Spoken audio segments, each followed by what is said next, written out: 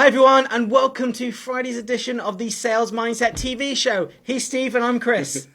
Yep, he's Chris and I'm Steve. Welcome. Cold calling. We're still talking about cold calling. Yep. It's getting to the end of the week now. So I'm sure if people have been jumping onto the cold or warm calling, you're going to by now be having or discovered a few rejections. Yeah. How do you get past the rejections? Well, I mean, I don't think you do. I don't think you ever get past them because one thing for absolutely sure is they're going to happen. Yeah. Right. So I think there's the point about almost in your mindset, knowing that could be an outcome. We all believe that what we sell is marvelous and everybody's going to want it.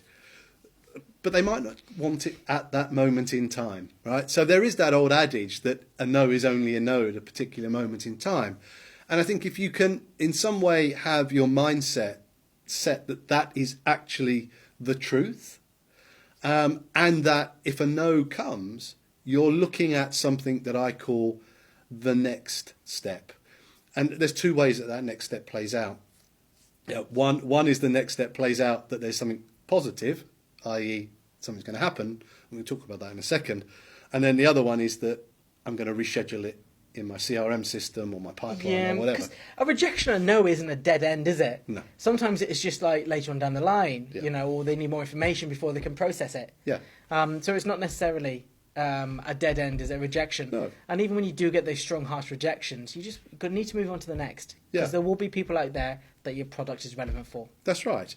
And we've talked about the SpanCop funnel, and it could well be that because this is the first call, they just don't make it out of the S. Yeah. What happens when they accept? Because I've been there. I've had a load of rejections, and then I'm on the phone, and all of a sudden someone goes, "Oh yeah, tell me more." Stay calm. Stay calm. What do you mean? What do you mean? There's more. You want more? Yeah. Yeah. I mean, I think that's the first one. Don't be surprised by the yes. Okay. Yeah. Because that's oh my gosh, yes, okay. Right, I'm talking fast and I don't know what to do and then instantly start thinking I can get a sale here. Yeah. But sometimes it's not about that, is it? Well, I think this was in the blog, but I would just remind everybody that it is incredibly unlikely that any warm call is going to turn into a sale there and then.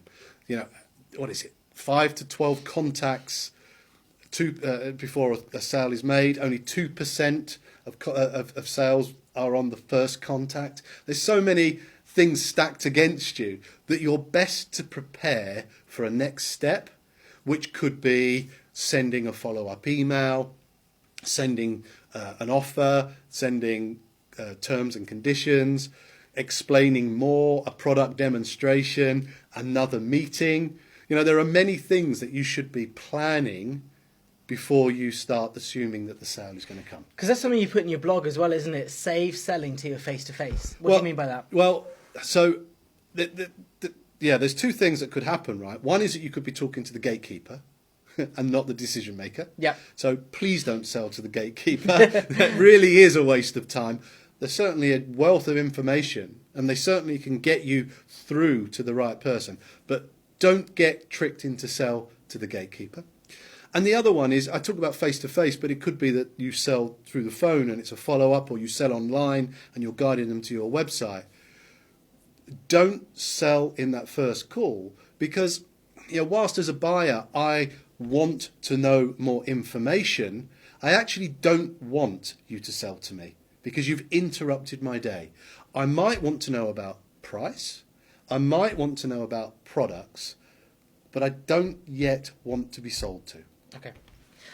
Right, so we have had a week talking about cold, or as Steve calls it, warm calling. So, how has it been for you? How has this week been calling people? How have the rejections been? What next steps have you taken from it? Do let us know. We hope you have a great weekend. Yeah. And next week we're going to pick up a little bit more on the post-call reporting. What you should do in the after steps. Okay. Yep. Good. What are you doing this weekend? I'm not sure. Oh, I'll have to come back to you on that one. Okay. Yeah. See you on Monday what Steve has been up to.